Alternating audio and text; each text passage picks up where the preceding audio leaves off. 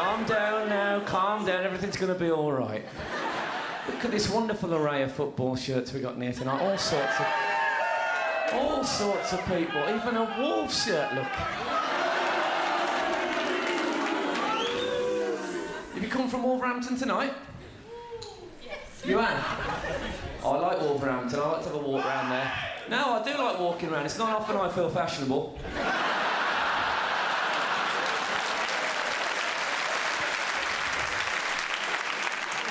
I'm bloody John Paul Gaultier in Wolverhampton. I was watching Richard and Judy the other day. There's a programme and a half. There's a few students' eyes lit up then.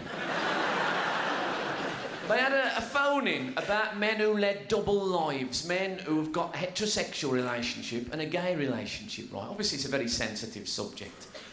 And whenever there's a sensitive subject on Richard and Judy, you're always thinking, come on then, Richard. Say the worst fucking thing anyone could ever say. So this bloke, you'd have seen this a couple of weeks ago, some of you. This bloke phoned in, he was clearly upset. I think he was from Manchester, and he said, I've been living with this guy, like, you know, and it turns out like he's got a wife and 2 kids, and I can't go on without him. I love him. I can't. And it was terrible, heart-wrenching stuff. And honestly, Richard Madeley, right, he said, yeah, I can understand you being upset. So what you don't like is him going behind your back.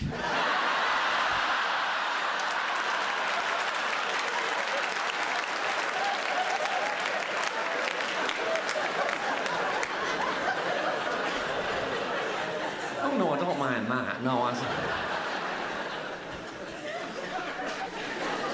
find you have to be very careful what you're saying on stage nowadays, you know, that you don't upset people. I was in Cambridge a couple of months ago on tour. Weird. Small world, isn't it? Anyway, I was talking about, you know, you get these people who you see walking around who are very, very stooped. You know, people who walk like this. It's a terrible thing, and you see them walking about wherever you go, and you think, that's probably born like that, you know, so it's all right to laugh.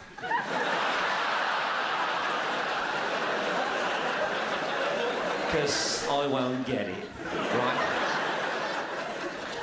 I know when I was a kid in Oldbury, right, that was where I grew up, and when I was a little kid in Oldbury, oh yes, and there used to be a bloke like that. We used to pass him on the way to school every morning, and every day if you're walking down the road, there'd be about 4 or 5 of us, every fucking day. We'd go, you lost something, mate? He loved us, that bloke. So on about this in Cambridge, a bloke at the back shouts, yes, it's called ankylosing spondylitis, actually. I said, is it, Mr. fucking Noel? I said, how come you know so much about it? He said, I've got it. And the audience went, ooh. And I thought, shit. I said, you haven't got it very bad, have you, mate? He said, yes, very bad, actually. And the audience went, oh. And I thought, I've got to try and pull this back. I've got to try and lighten it. And all I could come up with, and this is very poor, right? I said, well, put it this way, mate, you'll probably never stand in dog shit again.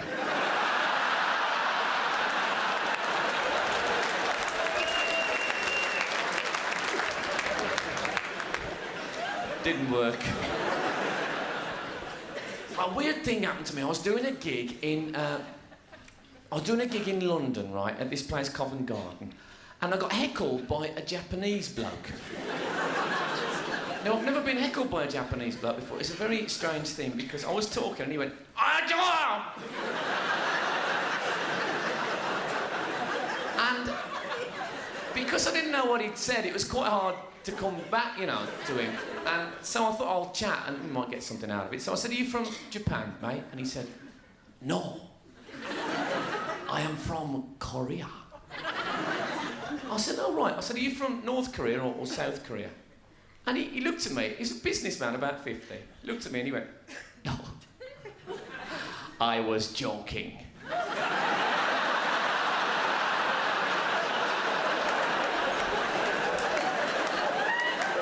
thought, well, I walked right into that one, didn't I? I can't believe I fell for the old pretend you're from Korea joke. Fucking, I've lost it, let's face it. I'm going to do a joke tonight. It was the first joke I ever wrote. I was 12 years old when I wrote this joke. And when I was a kid in Albury, I'll tell you, it lasted me, just that one joke, for 10, 15 years, right? Every time I turned up, they'd say, here he comes with his fucking joke.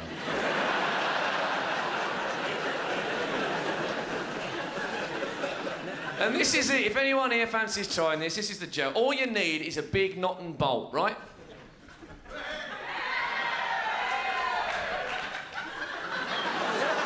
Okay. Bloke up there got one in his neck, probably. When I was a kid in Albury, right, I kept this in my pocket all the time, right? And what I used to do, I'd go to every fairground in a 10-mile radius.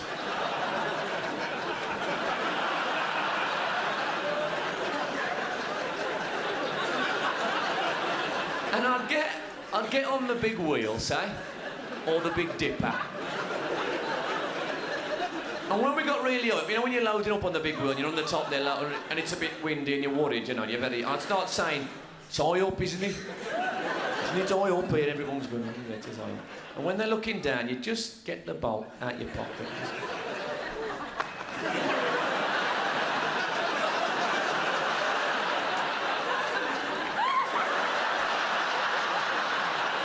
They shit themselves, honestly. It works, still works. I've done it on fucking Eurostar. Right, so, I live in London now. Oh, fucking do ya, yes. And, yeah. Yeah. And I've just remembered why. And,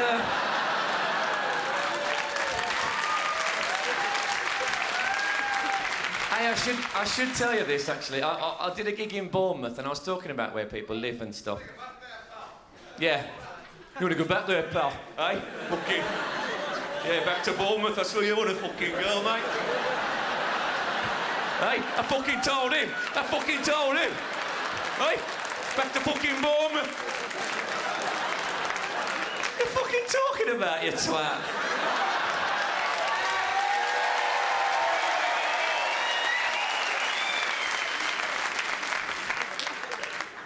So there's this bloke in the second row, and I said, so you live in Bournemouth, mate? And he looked up at me like this. He's what they call a mouth breather, you know. A bloke who'd probably heard about breathing through the nose, but thought, why fucking risk it? So I thought, I can't just move on, I've got to talk to him, you know. So I said, you from Bournemouth, mate? And he went, yeah. And I said, so, what's it like here? And he didn't smile or anything. He just looked up and he went, shit. And I actually felt a bit bad about it because he didn't look very happy, you know. And I said, well, perhaps you should think about moving somewhere else. And I swear he looked up like really confused. And this is what he said. He looked at me and he said, but my house is here.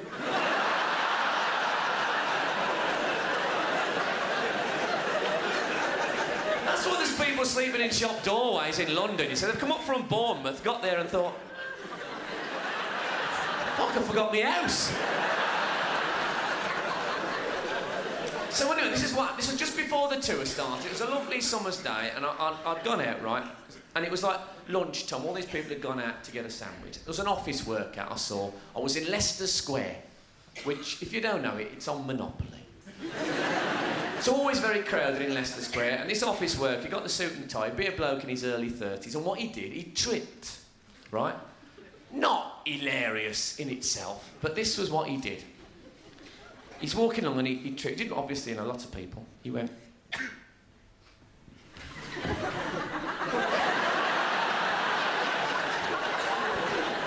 But, not only that, right? He managed to top the little run. So he tripped, then he did his little run, but the whole performance went like this.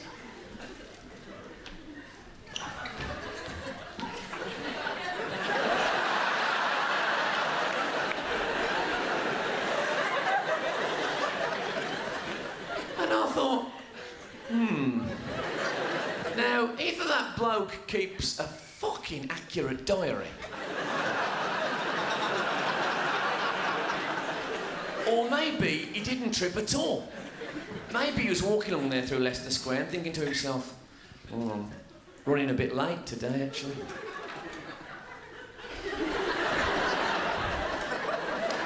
That's bad. That's put me back on schedule. You youngsters down here, how old are you, mate? 20? Fuck off.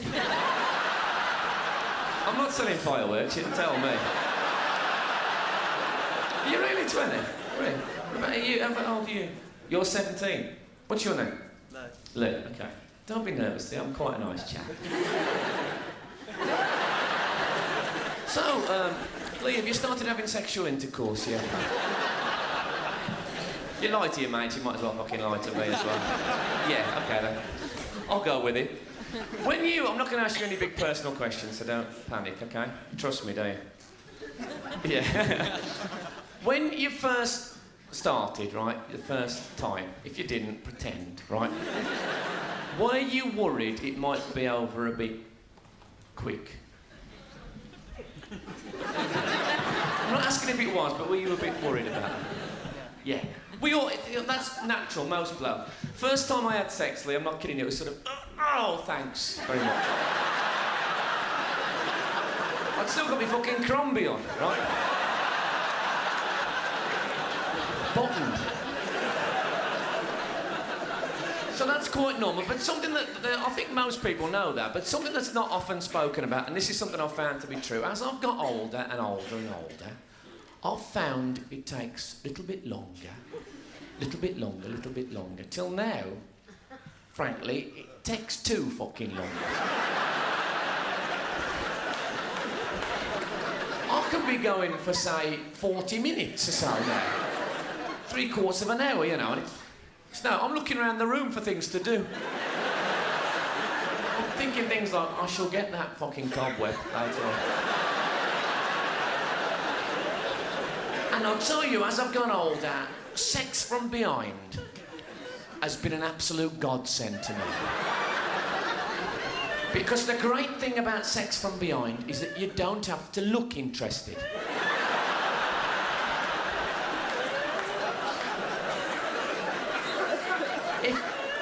If I'm having sex face to face with a woman, I will put on a bit of a show, you know. For morale more than anything else. I'll be there going...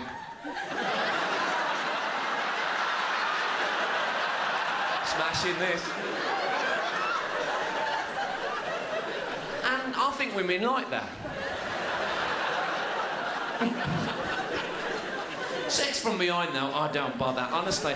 And I've developed a method now, a sort of a one-legged method, right? So I'm like this.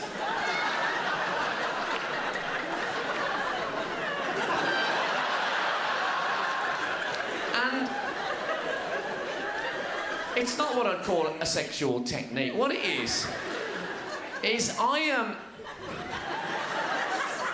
a slave to pins and needles. And I've found that if I don't change my pivot regularly, I lose a lot of the sense in my legs, right? Like, this bloke has a similar problem. One leg, that's the secret, right? So, it is, you know, it's a problem. And I've found that also, if you, after about half an hour, sometimes the circulation will start to go anyway.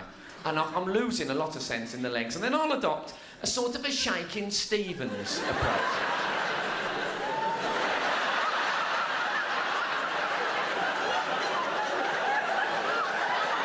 And that seems to get everything flowing again, right?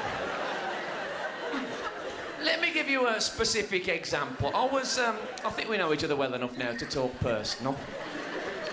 I was having, this has been about 6 months ago, I was having sex from behind, right, with a woman.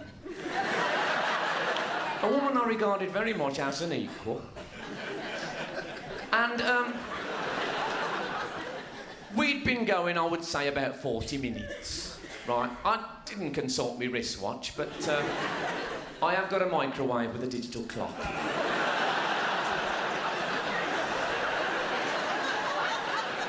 And I was... By the way, this is her back I'm representing here. Right, not the top of her head.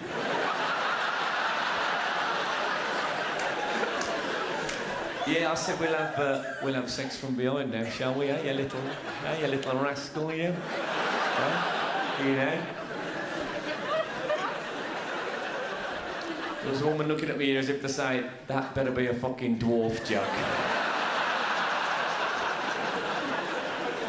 So this is anyway. We was having sex from behind, right? I can't remember which leg I was on, but trust me, it was one or the other.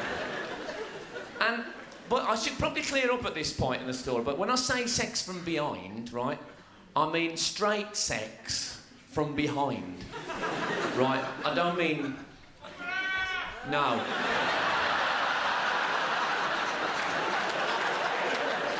I don't mean sex from behind. I don't mean that, right?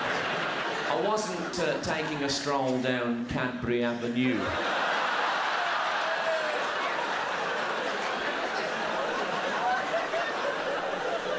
Straight sex from behind, right? Let's say main auditorium. Not small, slightly experimental studio theatre next door. Which personally I find more challenging, but it's a cultural difference. Okay. So I say about 40 minutes, and I looked down, in the midst of it, I looked down at her back, you know, and I looked at it and I thought, it isn't just beautiful, her back. It isn't just beautiful. It's perfect. It's fucking perfect, her back. For maybe a mug of tea and an ashtray.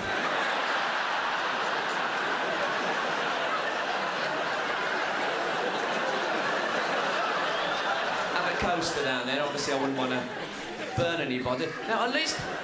No disrespect in that, of course. I mean, some men, you know, some men during sex are quite aggressive and arrogant. Sex from behind seems to bring out the worst in a lot of men. Now, there are women in here tonight now, I can see you looking at me. And you're with your boyfriends and your husbands, and you're looking at me when I say that as if to think, not our Jace, though. No, he's not having good, he's loving and warm. And romantic. Always rough when he's with the lads, but when he's with me, I see another side. Okay, well, let me put it this way. Every bloke in this room tonight who's had sex from behind, right? Trust me on this, Lee. Every bloke in here who's had sex from behind, right? Occasionally, he does the sex from behind face. You know the one I mean? Now...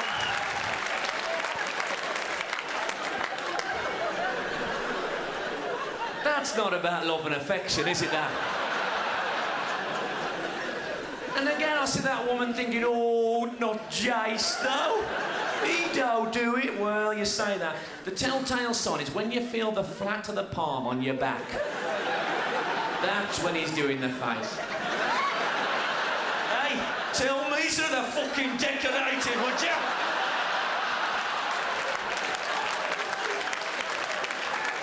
And all the grudges come out, I tell you. Oral sex, even worse. If you love that man, never ever look up during oral sex.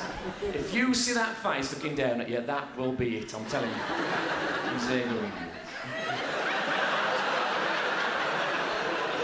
That's why they hold your hair, you know. I think I better not let her look up or we'll have to split up immediately. Hey! Hey! Fucking nag me now, will ya?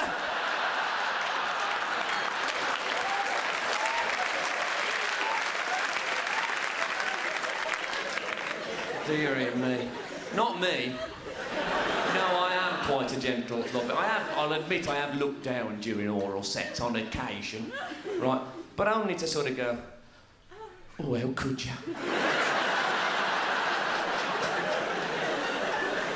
Which is tactically a mistake. If you say it out loud, I think... I heaved once, that was a mistake. It just caught me unawares. I just looked down and went,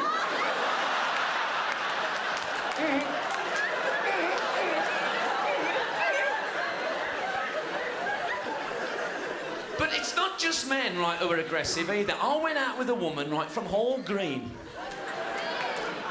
And, not using... And she, I'll be honest with you, I was frightened to death of her. She used to treat, honestly, the way she treated me. Our relationship was based on me giving her oral sex. That was it. Occasionally we'd have sexual intercourse. Very, very rarely she'd do oral sex for me. She had to be fast asleep.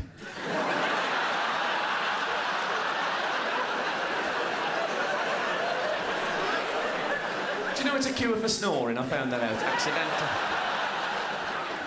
But I used to get round her house on a night. I'll tell you, I hadn't had a chance to sit down, not offered a cup of tea, nothing. I'd walk through that door, she'd go, fucking lick this now!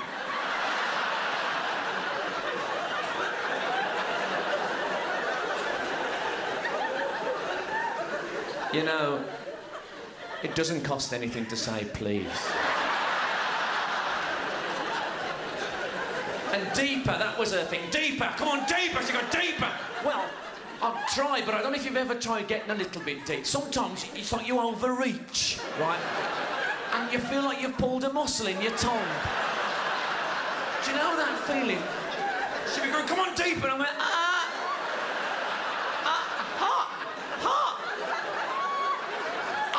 I hit, oh, whoa. I'm like, no, hit me. No, hit me. I'll pull them up. She'd be going, deeper, come on, deeper. I could taste the fucking chair.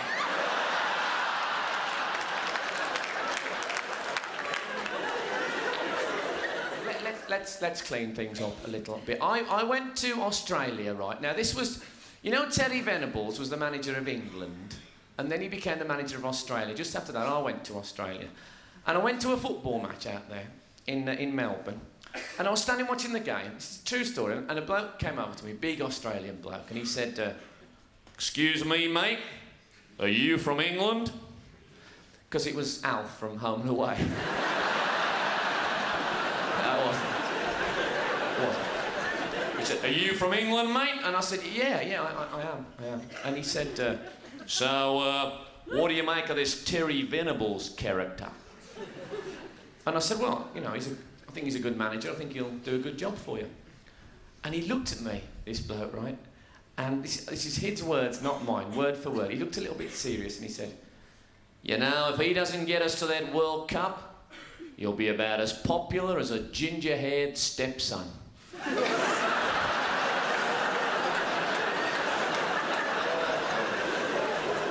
Fucking love that. Terry Venables. So you got the old England Euro 96 shirt, the one we lost in.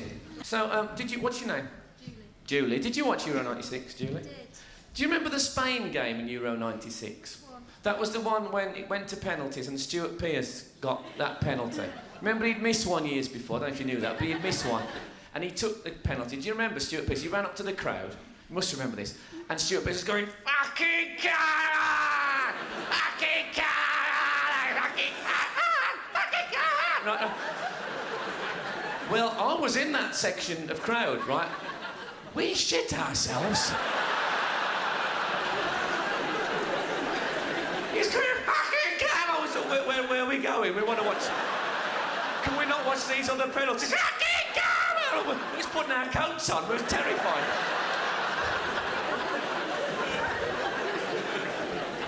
Well, that reminds me, actually. Who was it, right?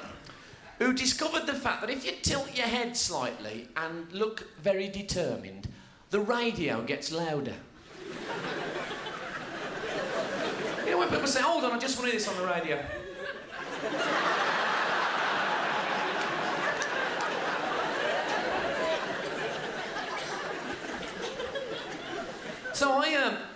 I read a book, I'll tell you this, I read a book about Siamese twins. Fucking good book it was, only about like $5.99, it was really interesting. The first ever Siamese twin, you know the ones joined together, you're with me, aren't you? They, the first one ever, apparently, on record, was two blokes actually from Siam, right? They were Siamese, and that's why we call them Siamese twins, right? Well, they say they were from Siam, there could have been two Japanese blokes fucking about.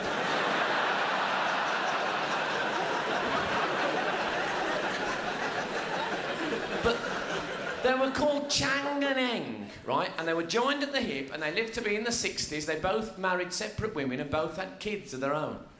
Fucking weird, right? And I thought if I'd have been the older one, Chang, who got married first, what I'd have been doing, I'd have got the fiancé round one night to discuss the wedding. You know, I'd have been sitting there with Eng like this, you know. Our Eng, as he probably called it.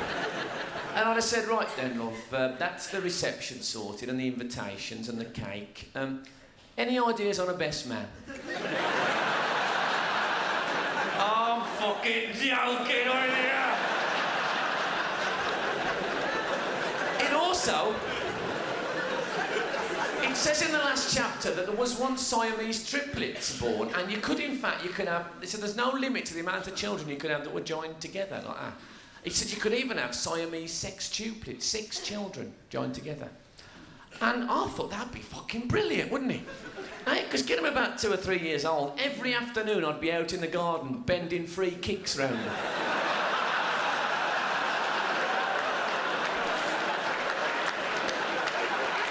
Come on, in the house now. Come on, in it. Sideways, sideways.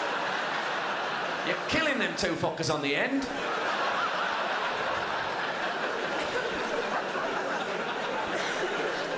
I read Superman comics as well. Did I spit on you then? I'm sorry. I read Superman comics, and I love that, you know. And I don't know if you're aware of this, but recently, big mistake in my opinion, they've changed Superman's uniform. You know, he always had the blue with the red cloak and stuff. Now he's in a sort of a white and blue sort of streak thing that comes up with like a headband and a lightning thing, and it's rubbish now, right? And I don't think people are going to recognise him anymore. He'll turn up at the scene of a crime, Superman, and there'll be coppers there going, yes, mate?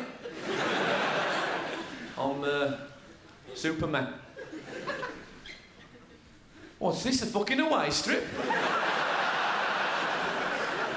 They won't recognise. This is a bloke they don't recognise when he puts fucking glasses on.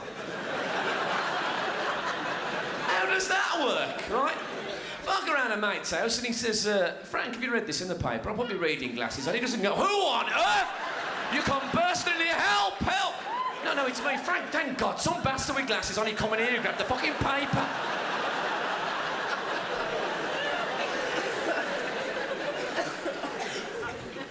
So the bloke looking at me down here is to say, Superman putting glasses on. Fucking on about there. There is a problem, I don't know if you're aware, there's a thing called observational comedy, right? Bit of an explanation. This is how it's supposed to work. Something happens to me, right, in my life, and I think, God, that's funny, right? And then I come on here and I tell you lot about it, and you think, that happens to us as well. And that's how it works. It's called the laughter of recognition, right? Now, on occasion, I have completely fucked this up. Because just because you do something, you think everyone else does it, and that's not necessarily true. For example, when I grew up in Albury, like a little kid, really little kid, me and me mates, whatever happened to us, we'd do a little soundtrack for him. So if my mum said, your dinner's on the table, I'd say, me dinner! Dun, dun, dun, dun, dun, dun, dun, dun. If the dog come in, I'd say, Mum, the dog's coming in.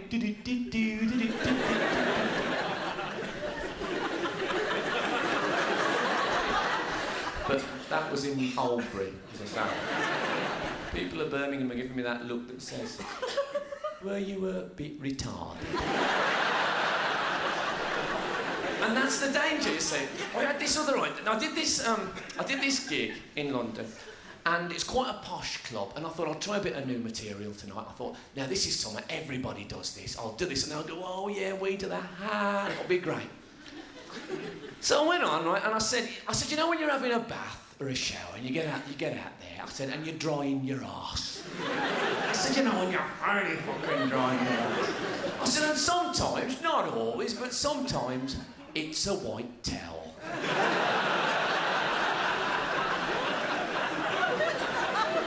And they were going, And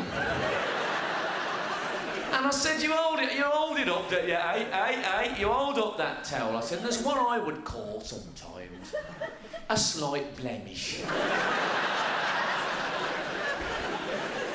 I said, now we all do this, don't we? I knew by now probably we fucking didn't. And I was stuck with it, right? And I do this, and I still do it, and I'll confess it tonight, right? If I hold up the towel and there is a blemish, I will always go.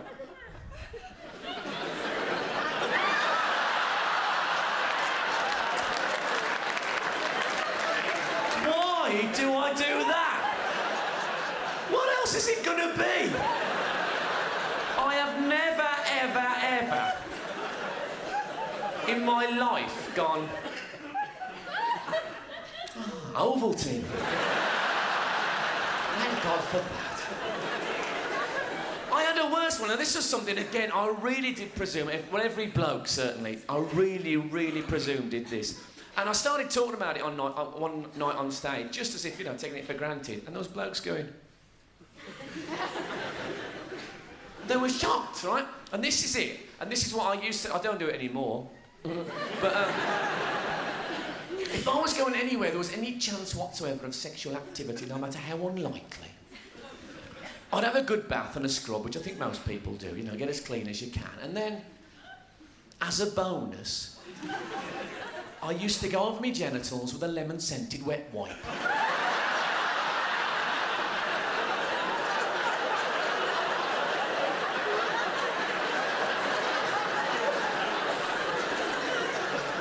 This is really true as well, honest.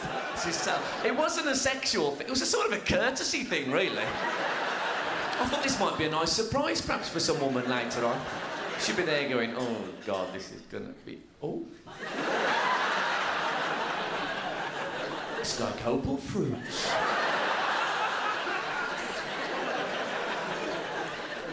And the other thing about it's actually quite refreshing.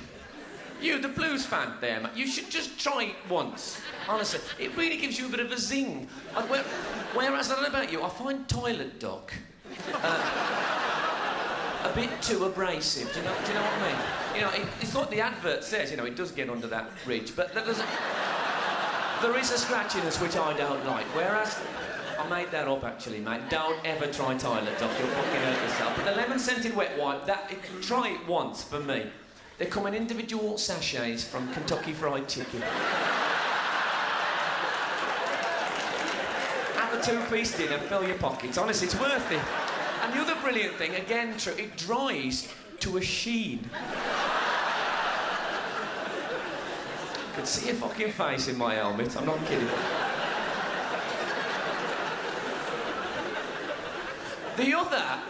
The other problem with this observational comedy thing, this is a bit of a trickier thing, right, is that you're supposed to talk about, you know, what you do in your everyday life. Now, if you've got a job that means you're on television and stuff, it's hard to talk about that without sounding like a total wanker.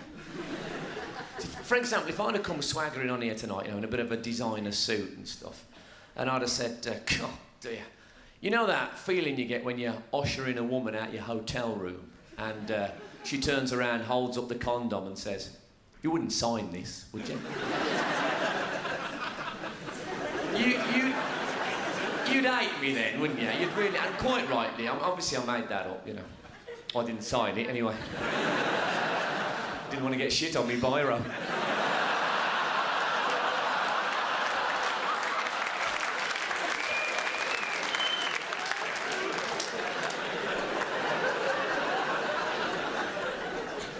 Not only have I let you down, but I feel I've let myself down. Let's go back to Superman. Oh, there's something about Superman I didn't tell you, right? If anyone who ever read a Superman comic, right, in the sort of 70s, will remember one advert which was in every one, and it was an advert for X-ray specs. It was a bloke with a big, thick pair of glasses on, looking at his hand like that and going... And you could see all the bones, all the skeleton in his hand, because he'd got these X-ray specs on. And when I was a kid, I used to look at this advert and think, you know, if I'd got X-ray specs, I wouldn't be looking at me fucking hand. If I'd got X-ray specs, after about 3 or 4 weeks, everybody would be able to see the bones in my hand.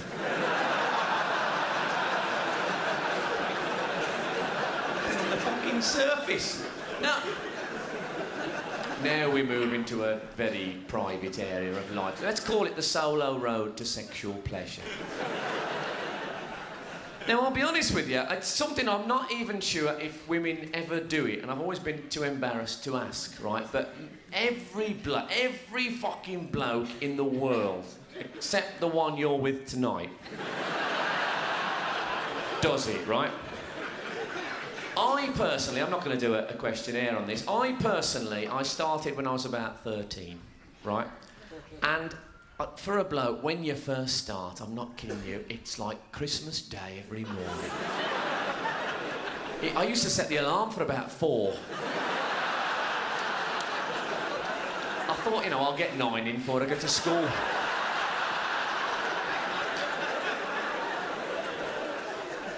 And then it happened. I was at school one day, I was 14 years old, I was talking to this kid. Now, it was one of these kids, there's one in every school. He knew more about sex than everyone else, and he used to come and give you little tidbits about things he'd earned, things he'd found out. And we were talking about the solo road to sexual pleasure. And he said, of course, he said, when you get old, you know, he said, a woman will do that for you. I said, I don't think so. He said, I'm telling you. He said, my brother said his girlfriend, you know, does it, he just lies back and she... I thought, fucking hell, that'll be fantastic. I'll be able to hold the whole magazine open.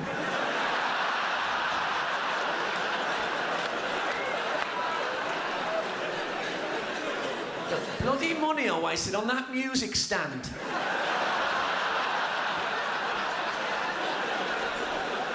So it became an obsession of mine, right? I got really wrapped up in mind how brilliant this would be, and I got to like 15, it hadn't happened, got to 16, didn't happen. A week before I was 17, I lost my virginity, and I thought, well, that was nice, but it won't be as good as when a woman does that personal thing for me. Got to 17, still didn't happen, 18, didn't happen, 19, 5 fucking years I've been waiting, building it up, and then finally, when I was 19 years old, at last, the woman said to me, I'll do that for you.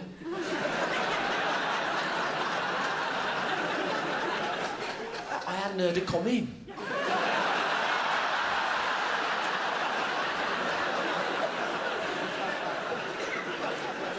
And I thought, now this is something now, 5 years, this is gonna be fantastic. Because if it happens to me 1,000 times, this will always be the first time, right? It's gonna be sexual heaven. I'm gonna lie back and I'm gonna enjoy this. Fantastic. And I lay back and she started, you're hurting me, get off it! What a fucking letdown that was, right? Because women are so fantastic at so many things, but I am sorry, I don't want to offend anyone, they are shit at that. I said to this woman, I said, come here. I said, a couple of pointers, I said, before you go. And you're fucking going, madam. I was livid. I said a couple of things to bear in mind, look out for in future, you know, to help you. Number 1, I'm crying. Bad, shouldn't be. Number 2, bright red. Shouldn't be. No, it shouldn't. I don't care about your fucking dog. Mine shouldn't be. Hopeless. Then you meet the woman at the other end of the scale, literally, right? This is the woman who holds it at the very base. Right down the bottom there. Waste the fucking time down there. Right down the bottom in a vice-like grip. She can be there for, an hour, easily.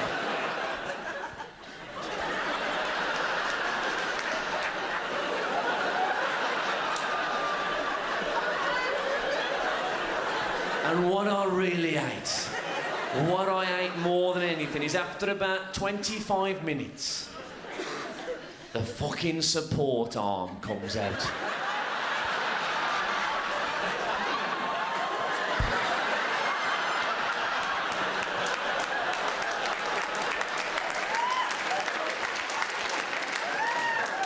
I hate the support arm.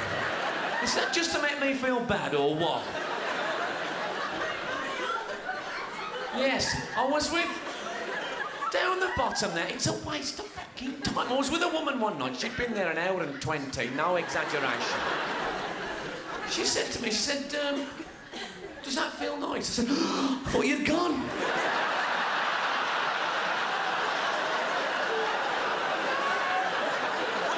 Oh, she made me jump. Can I just offer a bit of advice tonight? Now, take it or leave it. Down the bottom there, waste of fucking time, right? As far as sensitivity is concerned, the helmet is the centre of the universe. The rest is just something to fucking stand it on, really. It's like a plinth for the helmet, you know? Like a golf tee. And also, you don't need a fucking hoist like that. As the old song says, one finger, one thumb, keep moving. Gentle. It's no coincidence that it was a bloke who invented the OK sign. You see blokes in the street saying, you all right, careful? Oh, I'm fucking brilliant, mate. Fucking brilliant. You all right, Susan? No, I'm tired. Now, there's women in here tonight, understandably, right, who are thinking, you arrogant bastard. If you had to do it for a woman, you would not know where to start. You're right, I'm hopeless. I am hopeless. I don't know the equipment well enough, you know. Whereas I know mine at the back of... Oh, never mind what I know it like. But anyway, if I am asked, I will have a go, you know. And I know I'm not good, and I'll explain that, but I will try, right? And I adopt a sort of a getting biro off the back of my hand approach, right? So the woman will lie back then. This is the middle section. And I'll say, I'll do my best for you on this one.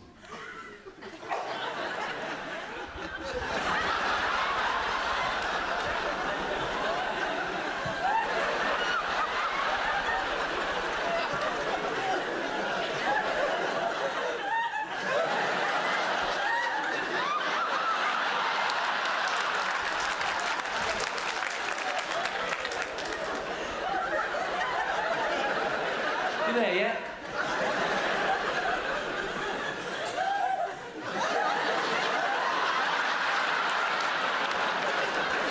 I'm hopeless, honestly. I have to try and go out with women who are sort of self-basting.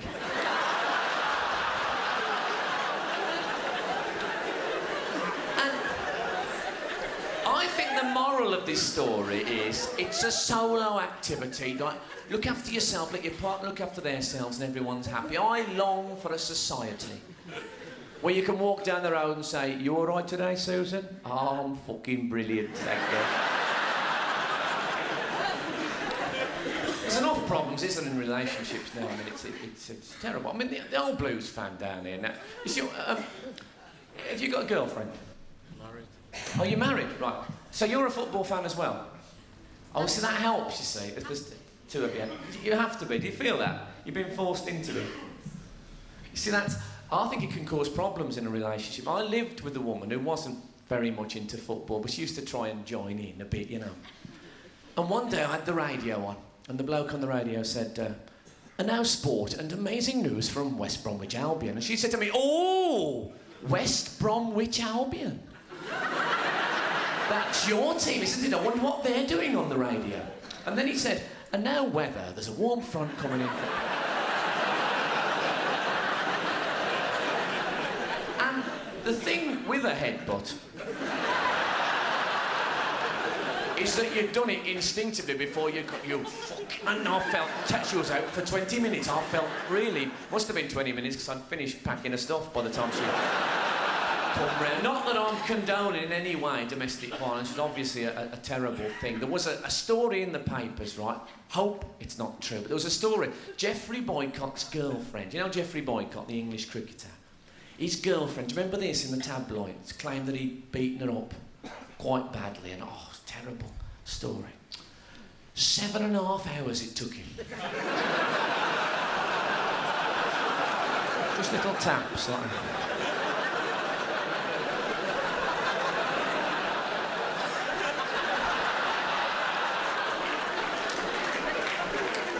Just get me in, love. So look, I'm gonna leave you now with one last story, and this is true. I know I keep saying this is true and this is true, but if you knew how much of this act was true, you'd probably phone the police. This is something that happened to me. I was invited to quite a posh do in London. It's a place called the Guildhall, famous place, and it was a dinner to raise money for the St John's Ambulance Brigade. So it was, you know, it was a good cause. So I turned up there. And the guest of honour was the Duke of Edinburgh. Now, I know a lot of people are not that keen on the Duke of Edinburgh, and I know I'm not that, you know, crazy. And I was in a line of people to shake hands with him. And as he was coming down the line, I was thinking, when they say, Mr Skinner, this is Prince Philip, I might say, yeah, Pons Philip, I'll call you. Right? But I never, right? They said, Mr Skinner, this is Prince Philip, and I said, it's very nice to meet you. And I got all excited. And so anyway, we went into the hall. The Duke of Edinburgh obviously is on the top table, as you'd expect. I'm on a side table, but I can see him very clearly from where I'm sitting. So I'm watching him and I'm thinking, fucking hell, Duke of Edinburgh. And then it happened. A bloke at the end of the top table, he stood up with a little hammer and he banged the hammer and he said, "We will now all rise and sing together the national anthem." So we did. We all, including the Duke, we stood up and we sang. God save our gracious Queen, long live our noble Queen. God save our Queen. And as we sang, I was watching the Duke's face and I could tell by his expression, he was thinking, I fucked her.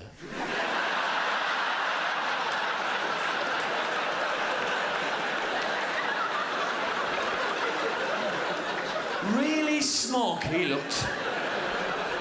As if to say, oh yeah, you can sing about her, but I've gone what I'd call a stage further than that.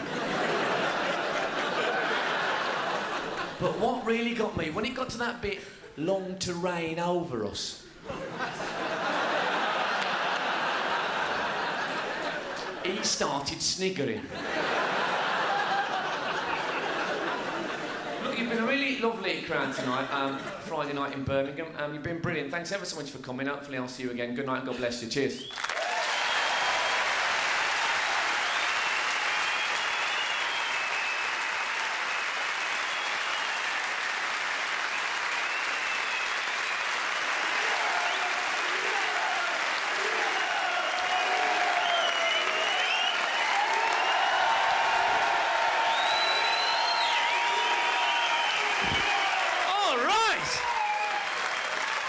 That was lovely, warm, big... I've gone all sort of tingly emotional now. Now, these gigs, obviously, playing in Birmingham is special, and so now that was great. I haven't felt this emotional since they took Bullseye off. Oh, I miss that. Don't you miss that? It was the best show on fucking television. I mean, any show where you can watch two blokes from Tipton worrying about whether or not they can win a fucking speedboat.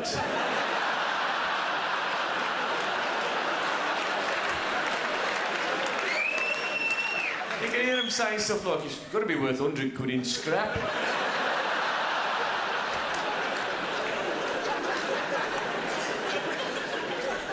My favourite bit, though, on Bullseye was Bully's Prize Board. Do you remember that? It was a bit with the red sections. If you got a dart in the red section, you won a prize. And before you're through, Jim Bowen, the host, he'd tell you what was in each section with a little poem.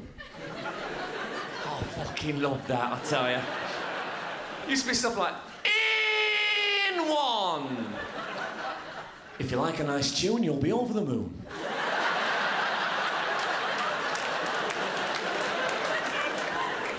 With his Philips radio cassette player. The prize was always a slight come down from the build-up. And when I was a kid, it was my fucking ambition, just for 1 week, to do Police Prize Board, right? Not to take over from Jim, obviously, the master. But to write the script, to get the presents in myself, you know, just organise the whole thing. You could have Jim saying all sorts, couldn't you? You could have things like, in two. If you keep it tight, you'll be up all night. With this leather cot ring.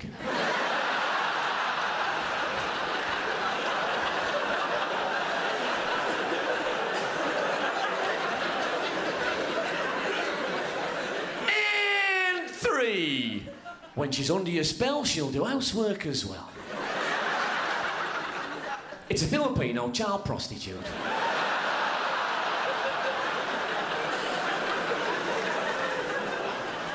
Yeah. Some clapped, some went, come on, we're going now. Here's a fucking true story. Now, this is something, I think, I've told you a few stories tonight, but this story sums me up more than any other story I'll tell you, as a man with a fucking problem. Right. What happened? I was filming, right? How fucking were you? Yes. In Milan. Fucking Milan. Right. For Channel 4. So, there was me and a soundman and a cameraman and a lot of Italian passers-by who just happened to be there. And we heard gunfire. Now, this story was in the paper, so you might have read the story, but you won't know the details about it, right? We looked down this street we was in. There were 2 Italian coppers running up the road, not firing pistols, but holding them in the air and going, right? In Italian, obviously. But just going, otherwise the Italian passers-by would have gone, are you a bit retarded? But anyway, we looked up, a van screeched to a halt at the end of the street, right? And there was a bloke hanging out the window with a fucking machine gun. And what had happened was that he'd done an armed raid on a jewellery shop in Milan. The police had cordoned him in and he'd panicked and he just started firing down this street, we were all in, at anybody. The bullets was hitting the front of the fucking shops and I thought, this is it now. This is the end, right? I don't know if you've ever been shot at, anybody. Someone in from Allen Rock, did you say? But it's really terrifying. You're running like, I just ran in a panic and you're thinking, like, this could be the last thing I ever see. I'll never see my family again, my friends. Maybe there isn't a God and I'll die and I'll rot and the worms will eat me and that's it. It's all going to end now like that.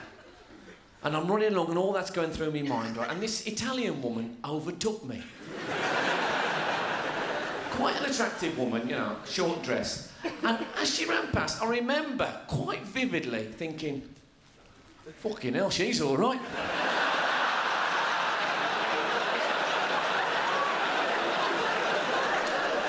In the very jaws of death, though. People say that's a bit sex. It's not sex, it's a fucking illness, is what it is, right? It is an illness. It's like breastfeeding, Frank. I have a real problem with breastfeeding, right? Not me doing it, obviously. But now in the 90s, and this is a brilliant thing, I think, women feel sort of independent, self-assured, confident enough to be able to breastfeed in public. Great. I really respect that. But I get a bit awkward with it myself, right?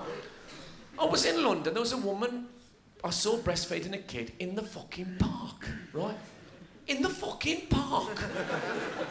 And I stopped and I said, good on you for fucking, well, I got me knob out, actually.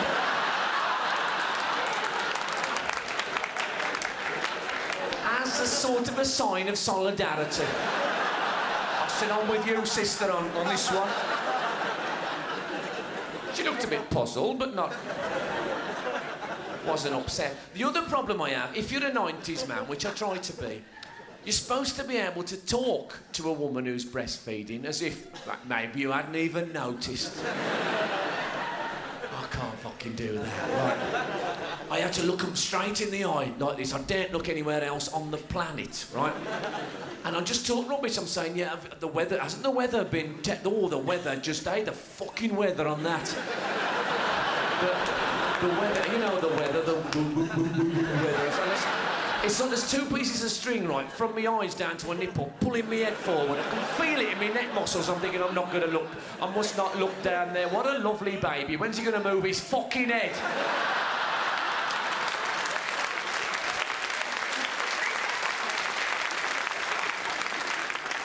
I got a reputation in Albury, like with my mates' girlfriends and wives. He used to say, oh, he loves kids, you know. He loves... When I first had our Darren, he was round every day. Fucking was as well, I'm telling you. I'd be going, oh, little Darren, he lovely little Darren. He's hungry, you know.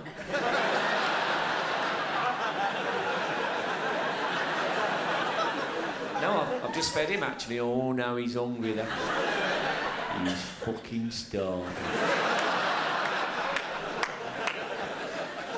No, I've just fed him. He can't... Look, get your tits out, I'll kill him. Terrible. In 4. From Ho Chi Minh to Minh Ho Chin. It's a video of Vietnamese war atrocities. Now,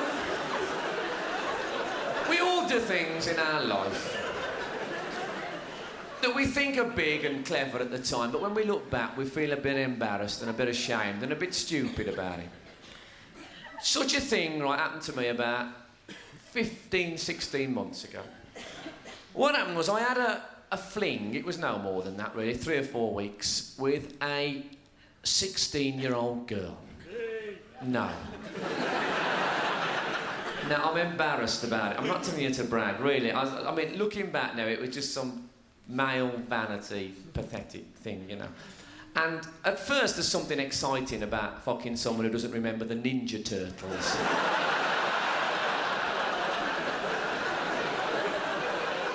But you can't build a relationship on that, can you? And it's a hopeless imbalance. I mean, what's the sexual peak for a woman? What age is that supposed to be? Do you know? 35. Right. What is it for a bloke? 19. Better get a fucking move on, Lee, eh? 35 and 90. So this relation of mine was hopelessly imbalanced. It's terrible. So if with a bloke, when they measure a bloke's sexual peak, that's when he can have sex over and over and over again, I presume. The most. That's his peak. Is that right? So how do they measure it with how do they measure a woman's sexual peak? Now is she some sort of slopping pail?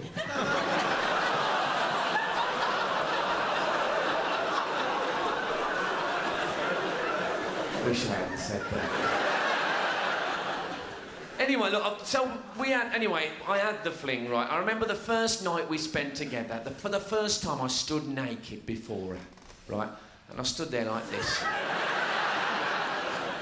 Why I'd extended one toe, I will never know, but it felt right. And she walked around looking at me and her, and she said, I always remember, 16 years old, she said to me, you're like a tiger. And I thought, fucking yes. Right, I know it's pathetic, but I was really chuffed, you know, till I realised she was on about the stretch marks on my arse.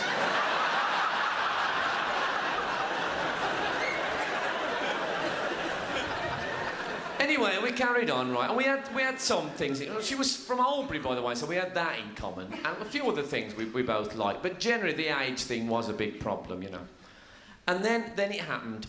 I went out one day and I left her in the flat and I was gone for no more than a couple of hours. When I got back, she had broken my 1966 England World Cup mug. I was very upset. It's bad enough if a girlfriend breaks your 66 World Cup mug, but when she does it fucking skipping...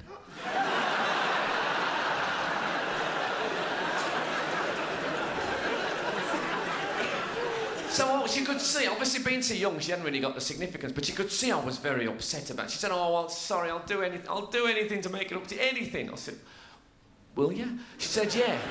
I said, what? Bourneville Boulevard?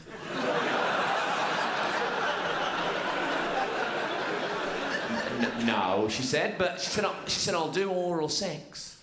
16? I hadn't fucking heard of it when I was 16. I said, well, it won't mend the mug, will it?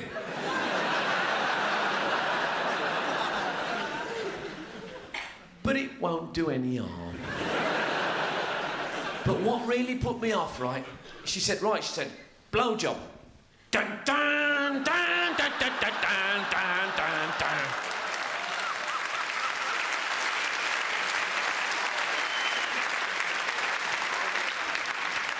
No, but she did do it though, and you'd think it would be fantastic, like sexual heaven, but in fact it was one of the worst moments of my life.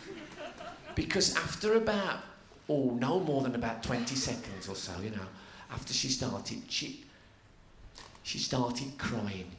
And I felt so, I thought this young girl, I thought, a child in many ways. And I've corrupted her with me filthy vileness.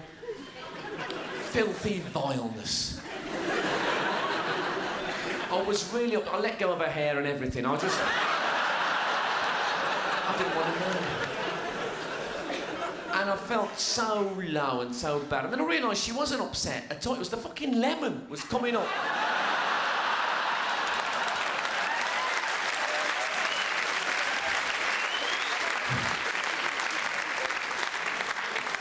I'll tell you something though, this is a terrible thing, but I remember her saying to me quite clearly, she said, you're not going to put me in your act, are you? And I said, oh no. I said, never. I said, if I told them how old you were, they'd bloody boo me off stage, you know. She said, you could always add a couple of years on. It was a joke. That was a joke. That was a joke.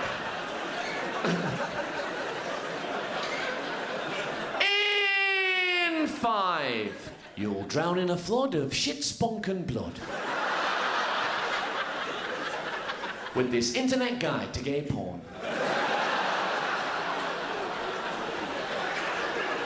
Anyway,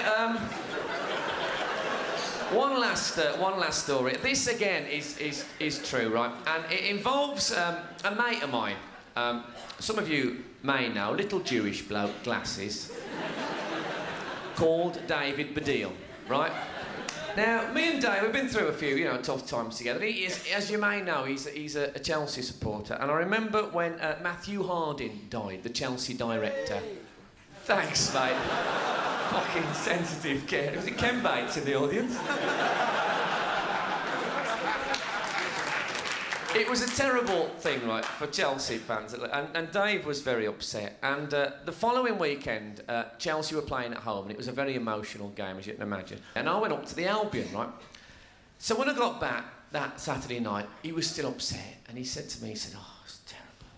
He said, did they have a minute's silence at West Brom?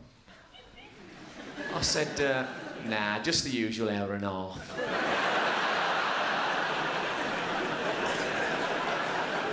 But me and about 8 mates went up Chelsea last February, and Bill Clinton was fucking furious.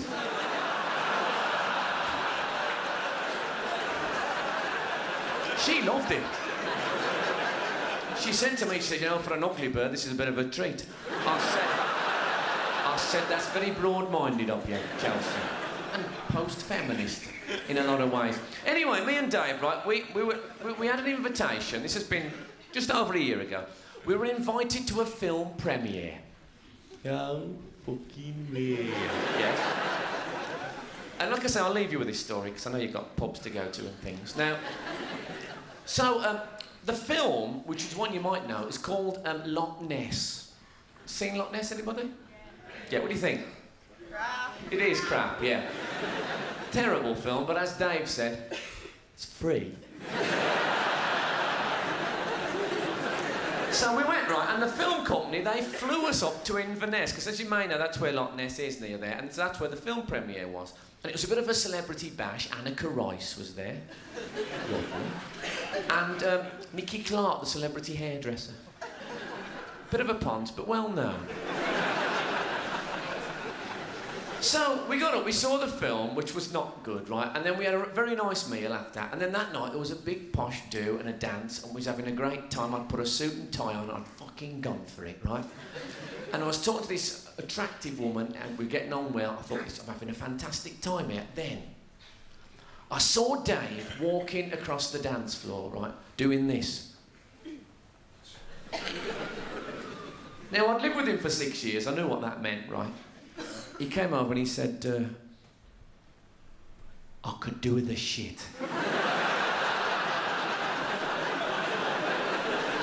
Why do men do that? I could do with the shit. I'll just flatten it out a bit.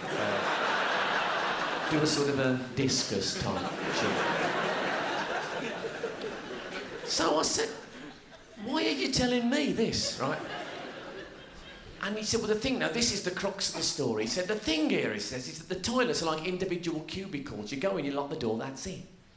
He said, now, there's someone in the men's. He said, I can't wait, I need to go in the women's, but I want you to come and watch. I don't want anyone to see me coming out to there, right? I said, right, come on. Come on! So we went to the toilet together. Now, I know there's been rumours. But to be honest, if I was going to fuck a bloke, he wouldn't look like David the Dean.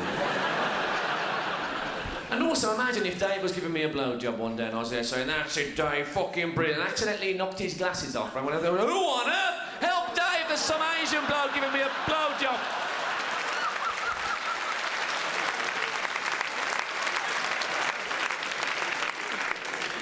Anyway, we walked down, right, to the men's toilets, right? We didn't walk like this. I don't know why I'm doing it now. But we got to the men's toilets and he was right, there was someone in there, it was locked. But by now, there was someone in the women's toilets, that was locked as well. Now, Dave was in a bit of a panic. He was saying, I can't wait. The circles were getting faster, anyone could see that. I said, just calm down. I said, there's got to be another toilet here. So I went down and round the corner, and there was a disabled toilet, just one, but it was empty. So I said, Dad, there's a disabled toilet. He said, oh, thank God. He put down his pint of lager, and he went in, right? So I thought, no need to keep watch, you'll be all right in there. So I walked back up the corridor. Now, as I walked up the corridor, I had this idea. Now, this doesn't show me in a very good light. But I didn't intend it for public performance. It was just a mate messing about, right? So don't judge me too harshly. So what I did, I tiptoed back down the corridor like this, right, to the disabled toilet. And I stood outside in silence for about a minute and a half till I knew Dave was good and settled. And then, very gently, I put my hand on the door handle, right? And, as I say, don't judge me too harshly. Didn't mean any harm. But what I did was I went...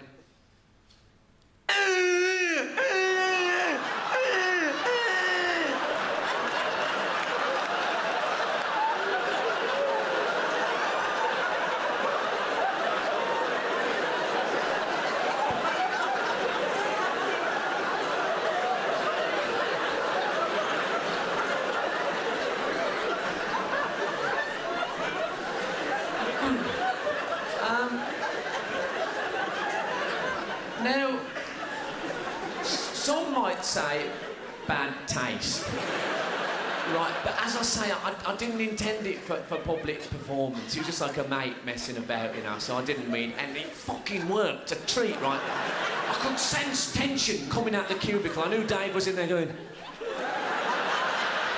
I started really hammering it up. I was going... Too loud, though. Too fucking loud. This woman come round the corner.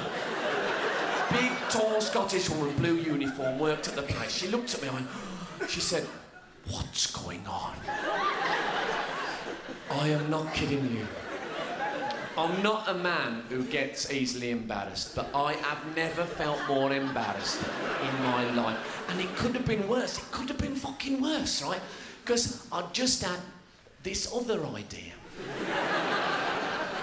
You know when I said that Dave put down his pint of lager before he went into the... Well, I thought it'd be a bit of a laugh, you know, to start really going... and then tip the lager under the door.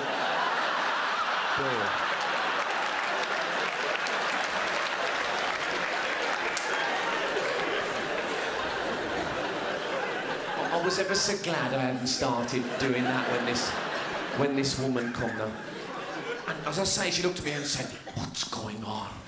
And I confess this now, and God help me for this, but I actually toyed with the idea of going... But I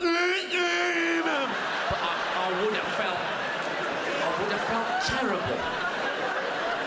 Couldn't have lived with me. Besides, I've promised Annika a dance later on right now. If I could dance with Annika and this woman had gone past, I'd have to have gone... Annika would have been quite startled, I imagine. So she said again, "What's going on?" And, you know, when you're a comedian, you think, you know, you've got a bit of a fancy answer for everything, and of course, it's not true. And I was there, I was caught red-handed, and I stood there, and she said, "What's going on?" And I said, I was just trying to get me mate to hurry up a bit.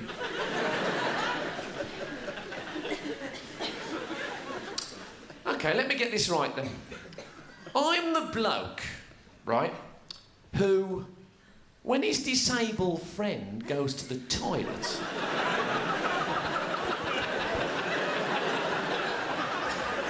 I stand outside, rattling the door out and saying, "Come on, what's the fucking matter with you?" But not only that, but so he understands me.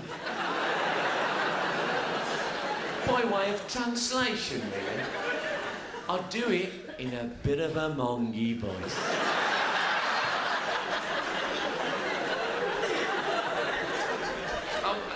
I was in the wrong, I had no defence, and she was angry, and quite rightly, and it would have been terrible. But the situation was diffused somewhat by the very loud laughter that was starting to come from inside the cubicle. Look, you have been a brilliant crowd tonight. Thanks ever so much for coming. Good luck to you and your teams, as long as they don't finish as high as mine. I don't mind where they finish. Good night, God bless you. Cheers, see ya.